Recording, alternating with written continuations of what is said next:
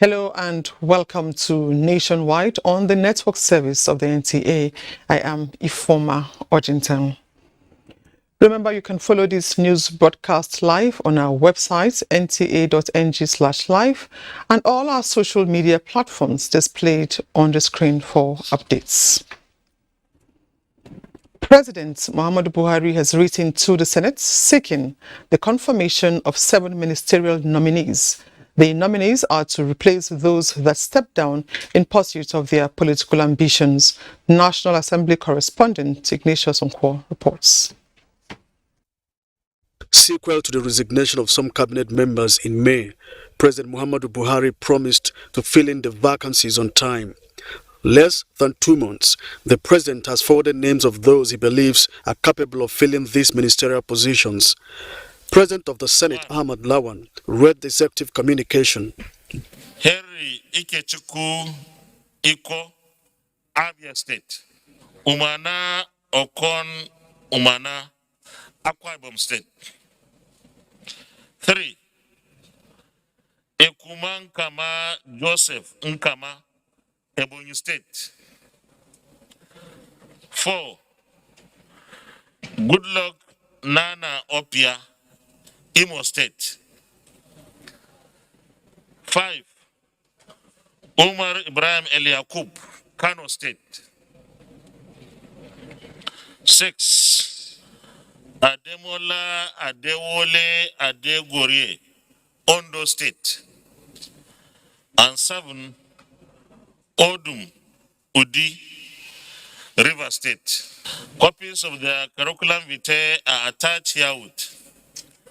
It is my hope that this exercise will receive the usual expeditious consideration of the distinguished members of the Senate.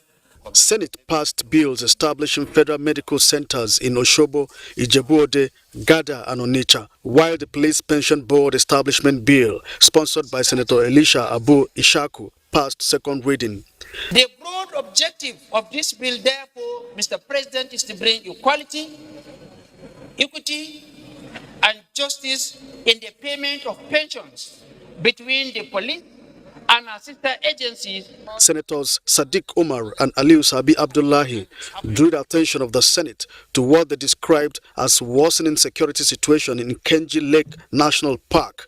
The People's Democratic Party, PDP, has appointed Minority Chief Whip Senator Philip Aduda as Minority Leader of the Senate.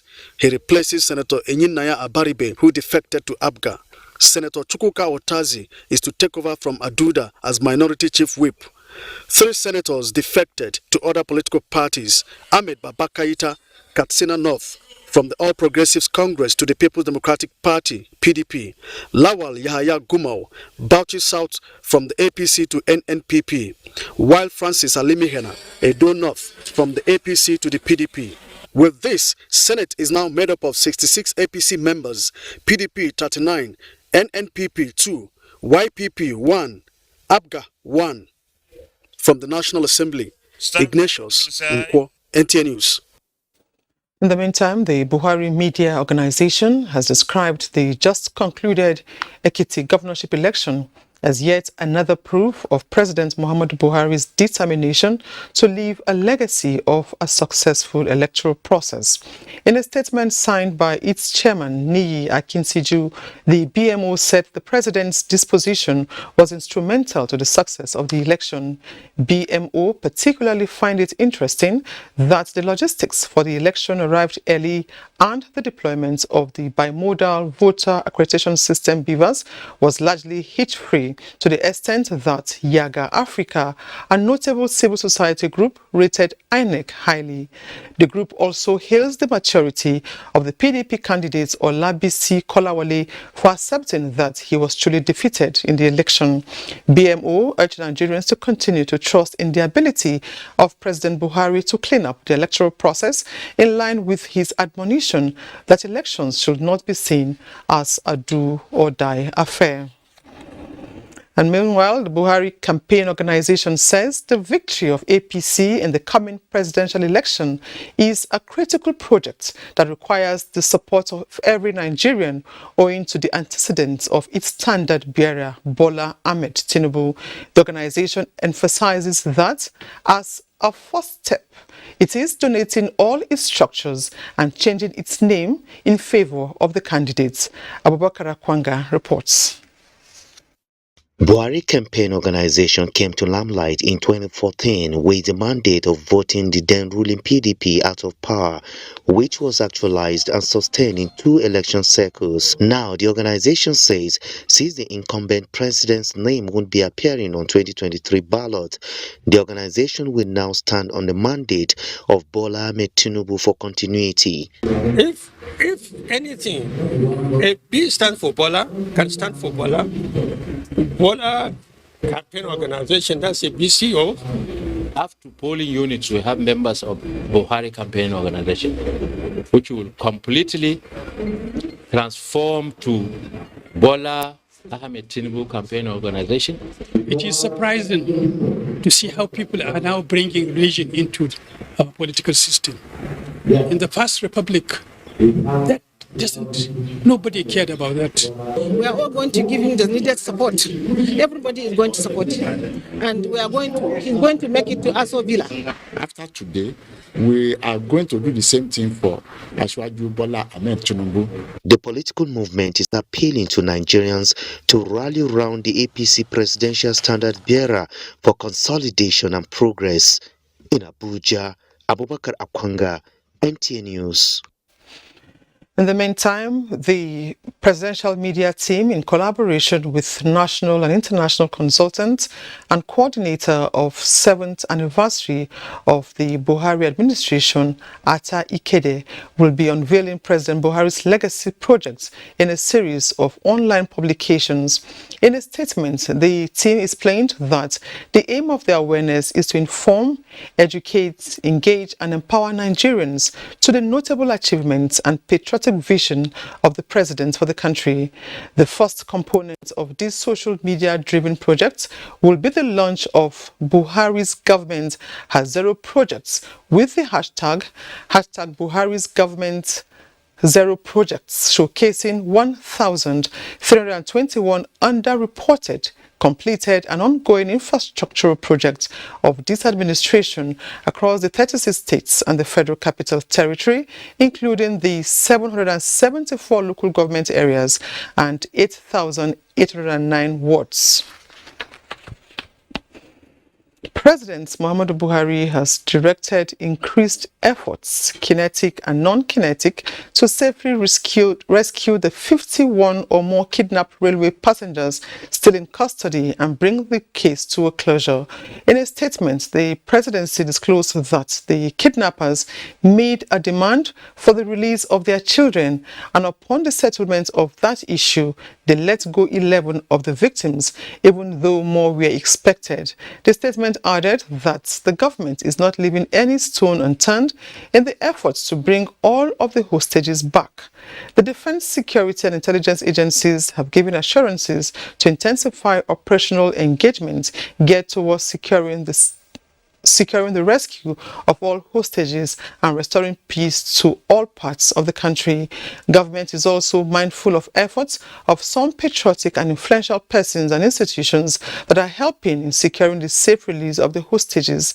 The statement further maintained that President Buhari welcomes the return of the recently released train passengers back to their families and loved ones, while expressing commitment to the families of those still in captivity, assuring that there will be no let-up until they are reunited with their families in the shortest time possible.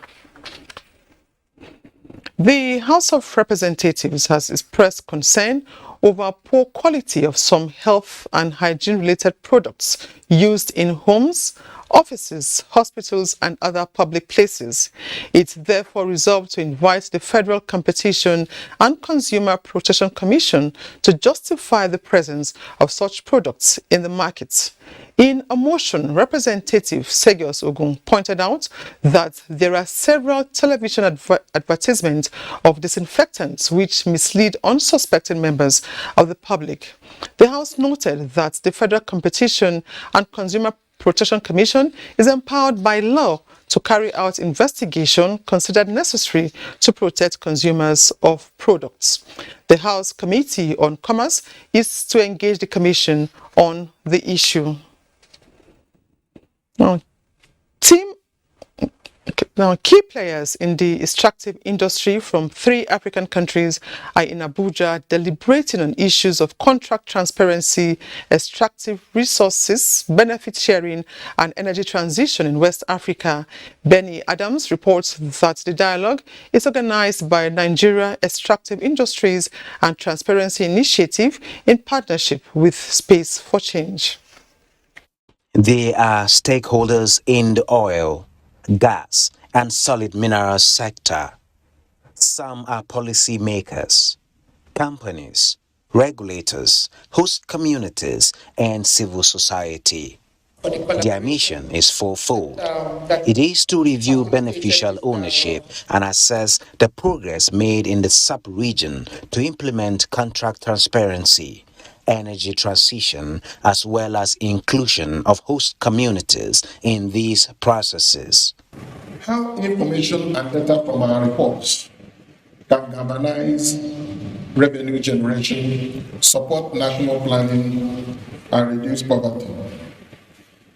The other issue is how implementation of the Petroleum Industry Act that has just been passed into law will be effectively deployed. With the onerous task of making natural resources benefits work for all, they agree to identifying best and inclusive practices for improving the resilience of national economies in the face of increasing commodity price volatility around the world, while preparing for the transition to a low-carbon future. Revenue from the solid mineral sector to the exploration account rose by 54% in 2020, and it is in the rise to a reported total of 128 billion naira compared to 75 billion naira recorded in 2019. We have understood that disclosing contracts supports open, fact-based dialogue that can help build trust, reduce conflict, and reinforce a company's social license to operate. Critical questions such as what benefits are to be shared, the sharing formula, when and how these benefits are shared, sanctions for infractions, and redress mechanisms are the many questions the dialogue is providing answers to. In Abuja, Benny Adams, NTA News. Now, Adiola will bring us situation report on long queues at filling stations in Lagos. Over to you, Adiola. Thank you, Ifoma. Long queues have resurfaced in fuel stations in Lagos, and motorists and commuters are bemoaning the challenge of having to wait on the queues for hours, resulting to loss of man-hour. Lynn Leneke monitored the situation and came back with this report.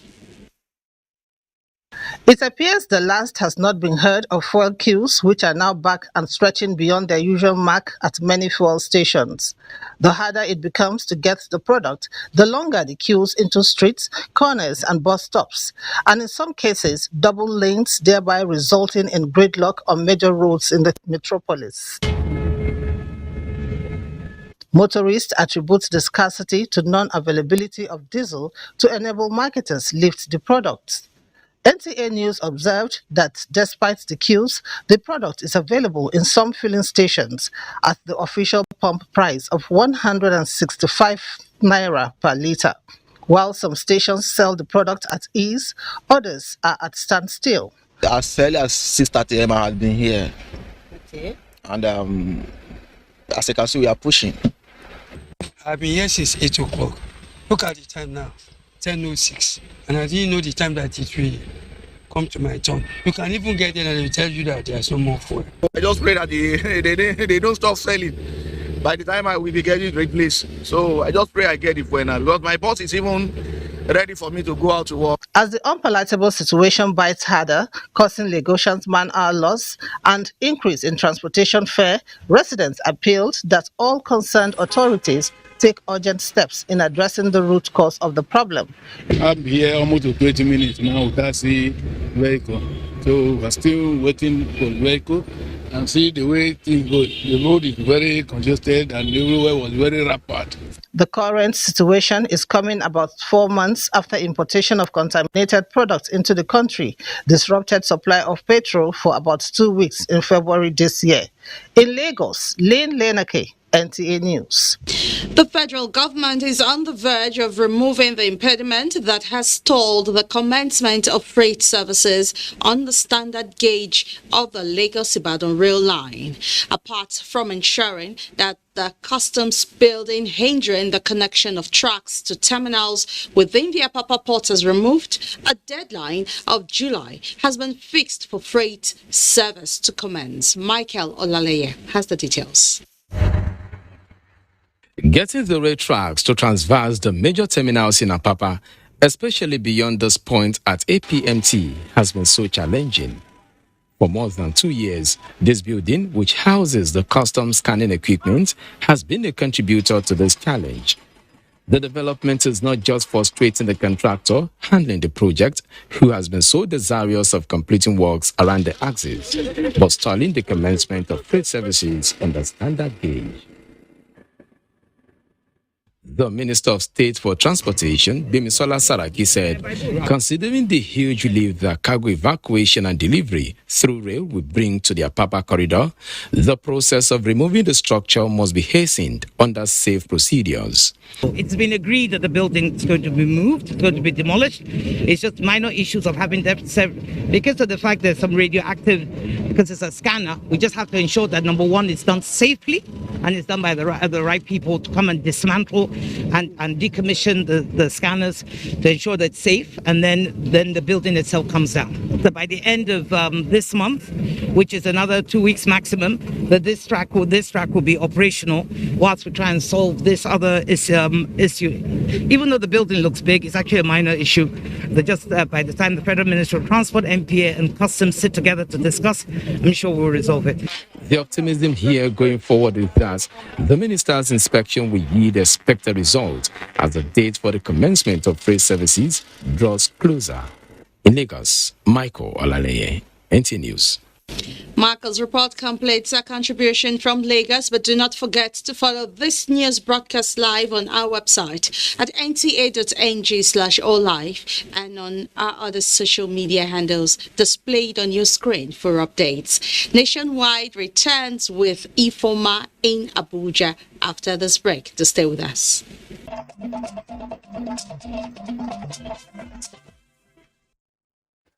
Welcome back. The National Information Technology Development Agency, NTA, has been advised to address public perception that the new code of conduct being proposed for online platforms will infringe on their rights to free speech. Discussing the new regulation for online platforms on NTA Good Morning Nigeria, NTA explained that it is to sanitize the use of digital space. Ekemini Williams has the details. The National Information Technology Development Agency, NITDA, recently released draft regulations for internet platforms in Nigeria, which generated some reactions from the public. NITDA head of legal and board matters explained that the agency is acting on public interest to ensure more responsible use of technology. We're also talking about misinformation and disinformation. These platforms should not be used as instruments to spread disinformation and misinformation. However, experts in the sector are of the opinion that this objective will achieve better results if priority is accorded to growing knowledge and skills on the digital space to enhance local capacity to regulate the sector. Because it's what you have control, what you have physical control, you can control. So these tech giants, if for instance, Google is having its servers in this Nigeria, do you understand? We have to kind of exercise a lot of powers onto it because he knows that his business is at stake. But if Google is not having his servers here, his servers is in South Africa or is in the UK, how do you exercise this power you are talking about? It's not that they are just sitting in the US and dictating what is going on here. We have Google Nigeria, we have Microsoft Nigeria. All these big techs have Nigerian reps. And so we are saying that, okay, if you're an interactive service provider, make sure you have a Nigerian representative. NITDA was urged to engage the public more to create better understanding of the intent and workings of the new regulation against the background of seeming distrust in this intervention. Go the extra mile in carrying every stakeholder along, and they should not appear as if they are trying to, muzzle the media, and a digital space. The regulators say more consultations will be undertaken. In Abuja, Ekemini Williams, NTA News. The Nigerian Communications Commission, NCC, has taken its sensitization campaign on the need to protect telecommunications infrastructure to the grassroots, even as federal government's drive to increase broadband penetration gains momentum. NCC team was at Diko, Sabun Wuse in Niger State to urge the natives to see those installations as tools that enable quality delivery of telecom services in their area.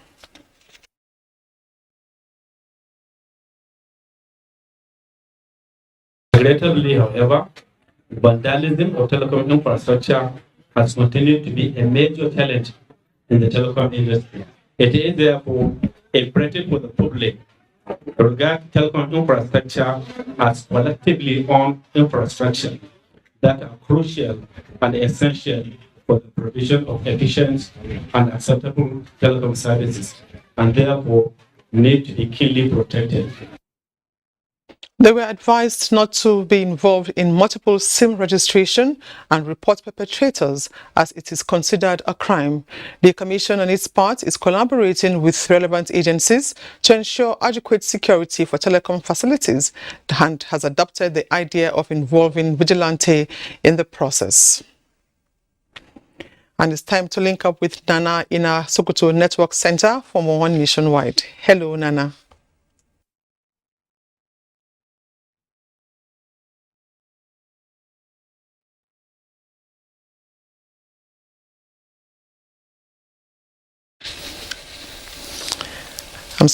We're sorry about that. We seem to be having a problem linking up with our Sokoto Network Center.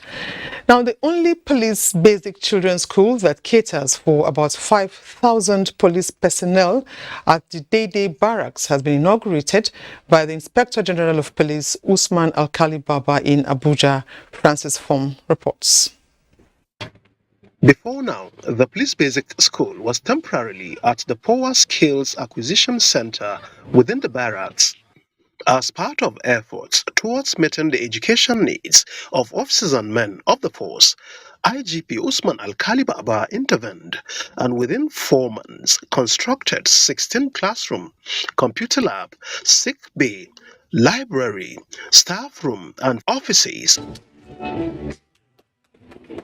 At time, thank you for making this beautiful school for us. All of us, we are happy for everything you have done for in this school. Our children will no more suffer as used in the small place where they were managing before. But now, as you can see, all the day women, all our children, we are very happy. The unit is entirely grateful to you, sir, for your support and prompt approval of our request for intervention, which has transformed police schools to modern school nationwide. For the IGP Usman Alkali Baba and wife, the force will continue to do more in uplifting the plight of personnel. I want you to know, right in you today, that a child has the right to be educated, whether poor, rich, or whatever. This edifice is going to serve humanity, is going to serve everybody. Why I said so, it can benefit the children of police officers and even that of civilians. With the construction of this edifice, the force education is set out for the best. Francis from NTA News. An attendant of a prominent filling station in Minna Metropolis has been allegedly shot dead by an officer of the 013 Quick Response Nigerian Air Force. Musa Mikel, who has an eyewitness account, reports that the shooting of the fuel attendant followed an argument between the duo. Just like every other day when Yusuf Umar came out to seek for livelihood, not knowing he will meet his death. The incident that led to his death, as narrated by the manager of the station, occurred when some officers of 013 Quick Response Force came to refuel their vehicle at a popular outlet in the heart of Minna, when an argument ensued between the manager of the fuel station and the officers. I saw 3 without uniform. One is trying to cut his nails, and I approached them before approaching the healers to tell them that please, it's not allowed to cut finger within our pump proximity. Do you know who we are? I said, me, I don't want to know who you are. Before you realize, I just had a slap. That why will I answer their boss like this? My staff now rushed them. Some people with stick. That is when I had a gunshot twice. My blood brother. We're already on top of the game. My intelligence officer is already investigating, and we will ensure that once we conclude our investigation, the findings, we will let the public know. I've also briefed my headquarters. In the meantime, Niger State Police Command confirmed the situation and called on the public not to panic in Minna. Musa Mikael, NTA News. Meanwhile, wife of Ondo State Governor, Mrs. Betty Anyanwu Akeredolu, is leading a coalition of women groups on gender justice and equality in Nigeria to demand urgent justice for the victims of the recent Owo church gun attack by bringing the perpetrators to book. The women had a peaceful march to the governor's office where they met with Governor Oluwarotimi Akeredolu before proceeding to Owo. Tony Batire reports. The women groups took their peaceful protest to some parts of Akure to demand justice for the victims of the attack.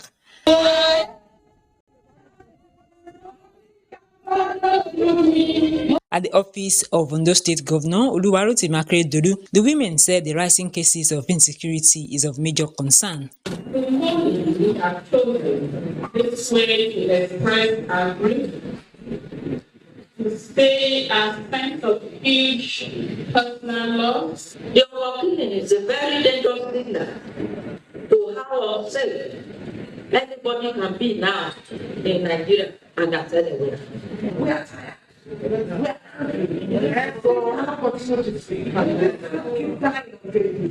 Governor Oluwarotimi Akeredolu assured the groups that nothing will be spared to ensure the culprits are brought to book. We have done proper restructuring, and we have a state police populated by our people who will defend ourselves. The groups also paid a condolence visit to the Olowo of Owo. The group's last port of call was the Federal Medical Center Owo, where the injured victims are receiving treatment. From Owo, Tony Batire, NTA News. We now join our Enugu Network Center for more on Nationwide.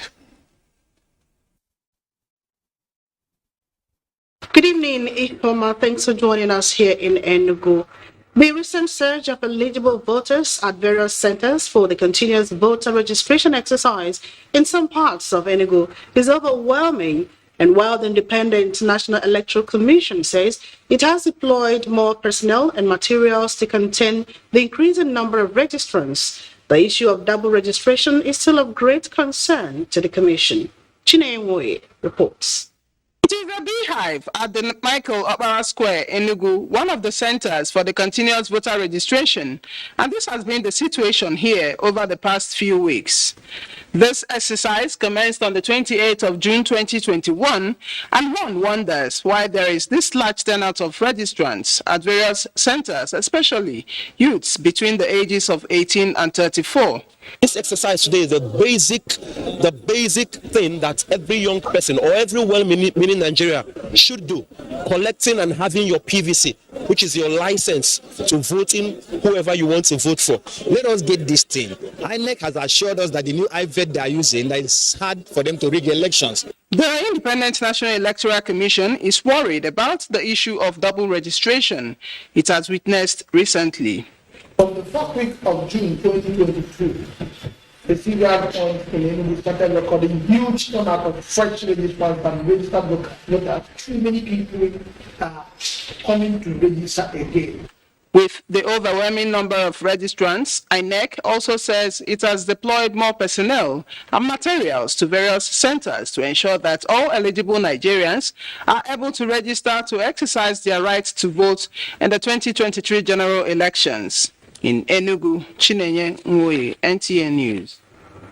The Archbishop, Enugu Ecclesiastical Province and Bishop of Enugu Diocese, Most Reverend Emmanuel Chukuma, has urged all eligible voters to obtain their permanent voters card, identifying it as a power to stem the rising tide of insecurity, corruption, and other vices. Chika Ugu reports that he was speaking during a pre-Synod press briefing. The Anglican Archbishop hinted that the hungry world has led to anger, irresponsibility, insecurity, corruption, among many other crimes ravaging the country. He noted that it is indeed time for all religions to join hands and fight insurgency and banditry, while government should rise up and deal decisively with the numerous challenges facing the country, ranging from economic instability, decaying education and health sectors. While commending President Muhammad Buhari for signing the Electoral Act into law, the Archbishop urged youths to rise up and vote for positive change that will foster unity and peace in the country. Talking about fairness, equity and justice, INEC should be ready to play the role of an unbiased umpire. The security officials should also begin now to strategize. No Nigerian citizen should lose his life or her life because of any political ambition. Archbishop Emmanuel Chukuma also regretted the recent killings of Christians and kidnapping of religious leaders. In Enugu, Chika Ugu, NTA News. Remember, you can follow this news broadcast live on our social media handle. Twitter is at NTA News Now. Our Facebook page is at NTA Network News. And our YouTube channel is at NTA Live. We will take another break here. Nationwide, we continue with Mohammed Ibrahim in Maduguri after this break.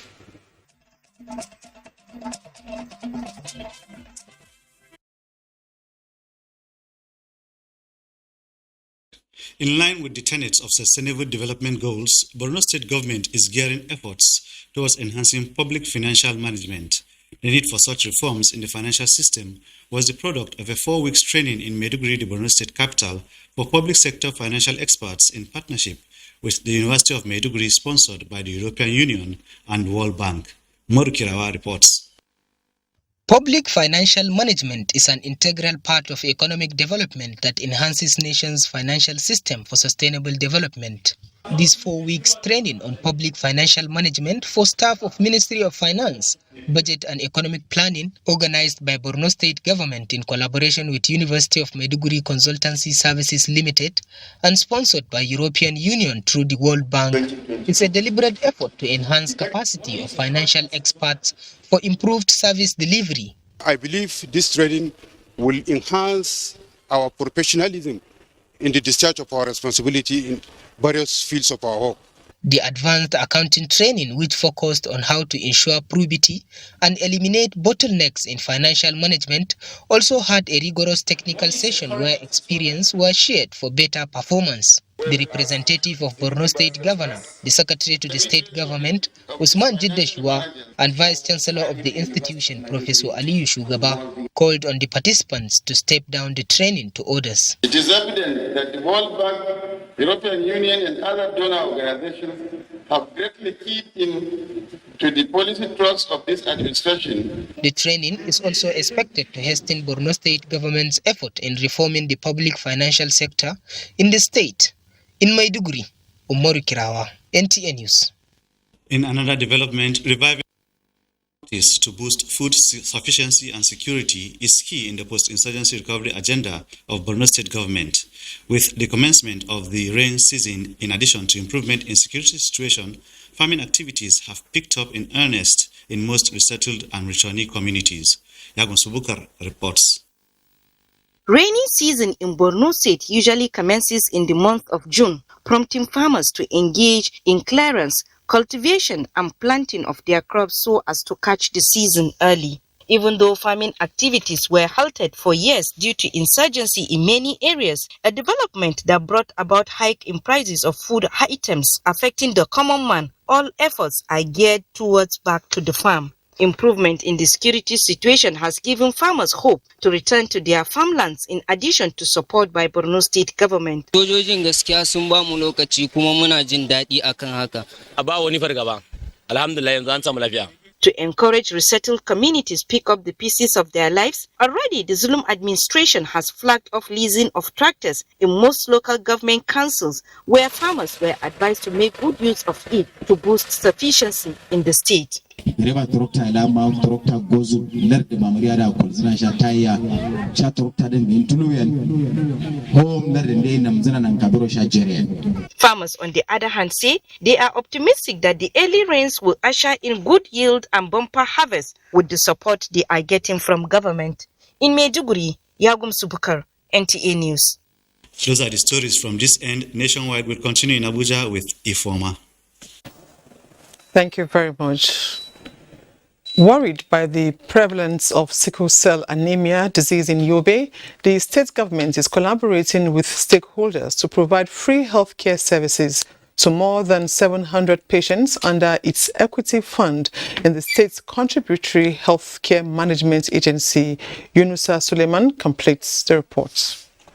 Tests have shown that Borno and Yobe states have the largest burden of sickle cell trait in Nigeria, with prevalence of 27.9% and 32.6% respectively. To reverse the trend, Yobe State Government, through the State Contributory Healthcare Management Agency Equity Fund, is strategizing to provide free healthcare services to more than 700 sickle cell patients across the state in order to reduce the burden of treatment on parents.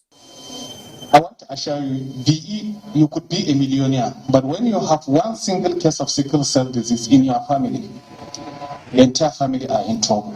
30-year-old Idris Mohammed Kolomi, a sickle cell anemia patient and a holder of higher national diploma.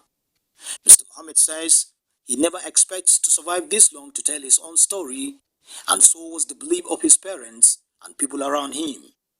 Stakeholders in the healthcare sector are advocating for enhanced awareness campaign on the need for people to embrace genotype test before marriage to stop the spread of sickle cell disease in the state.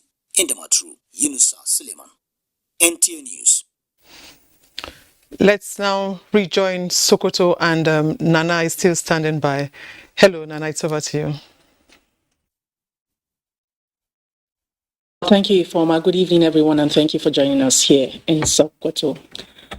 Sokoto State pilgrims have been tasked to obey the laws of the Kingdom of Saudi Arabia. Governor Aminu Waziri Tambol gave the charge while bidding farewell to the pilgrims at the Hajj transit camp. Sheikh Muhammad Datti has more. The first flight had on board 500 pilgrims from Gada, Yabo, and Wono local government areas of Sokoto State. Addressing the pilgrims, Governor Aminu Waziri Tambol charged them to obey and respect the laws of Saudi Arabia. Governor Tambol said the government has done the needful to ensure proper take-off. Sultan of Sokoto Muhammad Saad Abubakar said with the 2023 election fast approaching, there is the need for the pilgrims to pray for peaceful conduct of the elections. He said though the COVID-19 pandemic in the last 2 years has disrupted Hajj exercise, this year God has made it possible for Muslims to observe one of the 5 pillars of Islam. The State Amirul Hajj and Speaker, Sokoto Zahalaba Assembly, Aminu Muhammad Achida, and State Chairman Pilgrims Welfare Agency, Mukhtar Bello Muguna, appealed to the pilgrims to understand that they are going to the Holy Land to seek Allah's mercy and forgiveness. The pilgrims were taken through different screenings before their takeoff to the Kingdom of Saudi Arabia. Second flight of Sokoto pilgrims left Sultan Abubakar III International Airport this morning. The pilgrims were from Isa, Sabon Birni, Gudu, Silame, and Lela Abinji local government areas. Some of the pilgrims from Isa local government, their relatives accompanying them to Sokoto Hajj camp, and the security men escorting them were, however, momentarily held up by suspected bandits operating on the corridor linking the eastern part of the state. However, a statement issued by the State Commissioner for Information, Isa Bajini Galadenti, confirmed that the pilgrims were rescued. It says that the contingent have been received by the government officials and have been processed for their journey to the Holy Land. In Sokoto, Show Muhammad Dati, NTA News. Worried by the lingering insecurity in the Northwest, the United States Institute of Peace and the Center for Peace, Usman Danfodio University, Sokoto, have engaged stakeholders at a one-day workshop on peace building in the Northwest region. Sheikh Muhammad Dati again reports.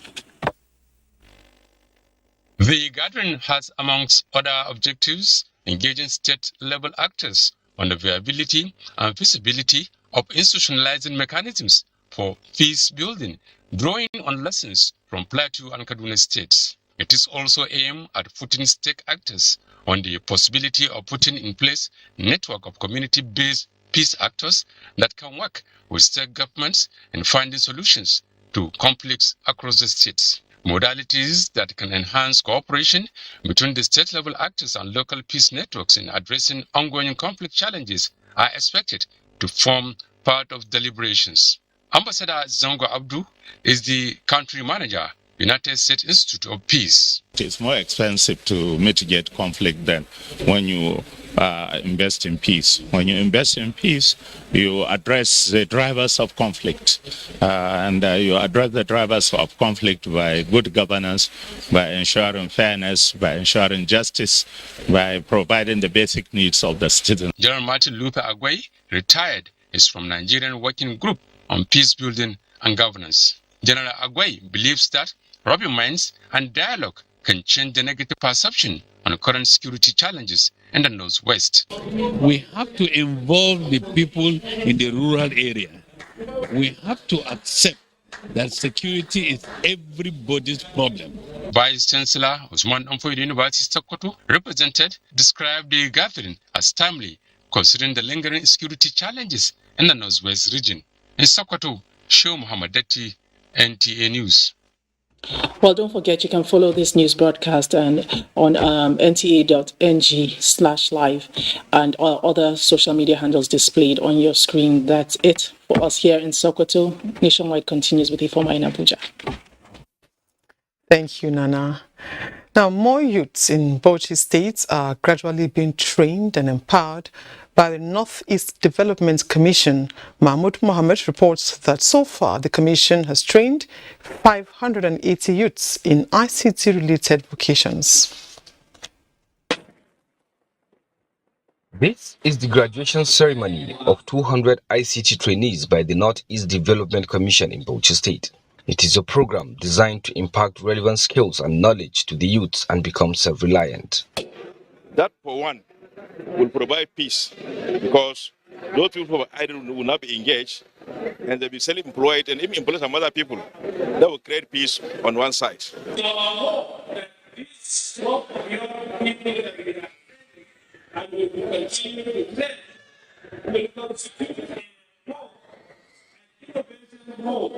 Thereafter, Mohammed Gwani presented 20 cartons of assorted drugs to Bauchi State Primary Healthcare Development Agency.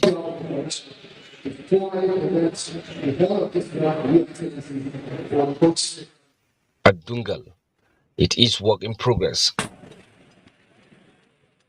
Here, the Commission is constructing 500 mass housing units. Therefore, the Managing Director, Mohammed Gwani, is here for inspection. In Bauchi, Mahmoud Muhammad, NTA News. With the global community adopting emerging technologies to enhance service delivery across all sectors, it has become important for Nigeria and indeed Africa to adopt these technologies to bridge the gap in the education sector. Callistus Juma Executive Discuss an establishment of Abuja NEPAD is championing this course, and they are holding a 4-day capacity strengthening engagement in Abuja with policymakers in education and science, technology and innovation sectors. Ekene Ndulwe reports. The COVID-19 era was an eye-opener for Nigeria on the technology gap that exists in the education sector. At the losing end were mostly those in the rural areas who had no access to technology and hence no education throughout the restriction period. Callistus Juma Executive Dialogue is bringing together policymakers from across the continent to find ways of harnessing emerging technologies to ensure Africa is not left behind.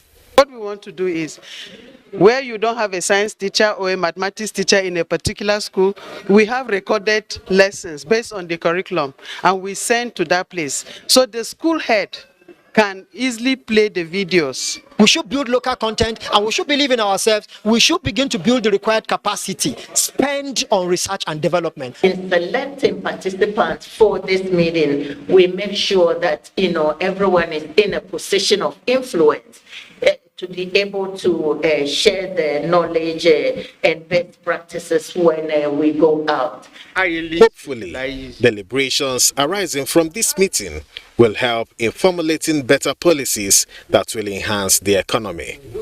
In Abuja, Ekene Ndulwe, NTA News. Next is sports updates with Olumide Eguntola. Nighttime African champions Nigeria Super Falcons are scheduled to take on 2011 FIFA Women's World Cup winners Japan in an international friendly match on the 6th of October 2022 at the Novio Stadium. The Falcons are presently in Abuja camp ahead of 2022 African Cup of Nations slated for July in Morocco. In another news, the Swimming's World Governing Body FINA voted to stop the participation of transgender athletes in elite women's competition. The new policy states that male to female transgender swimmers are eligible to compete in women's competition only if they can establish to FINA's comfortable satisfaction that they have not experienced any part of male puberty beyond stage 2 or before age 12. In tennis, Serena Williams is set to return to competitive play after a year out of tennis, when she plays on Tuesday at the Eastbourne doubles with 23 singles and 14 women's doubles titles at the Grand Slam event. Serena has not competed since she was injured at Wimbledon last year. With sports updates, Olumide Eguntola, NTA News. And that concludes Nationwide for today. We thank you for watching, and do remember to join the NTA in the fight against rape and rapists. Bye for now.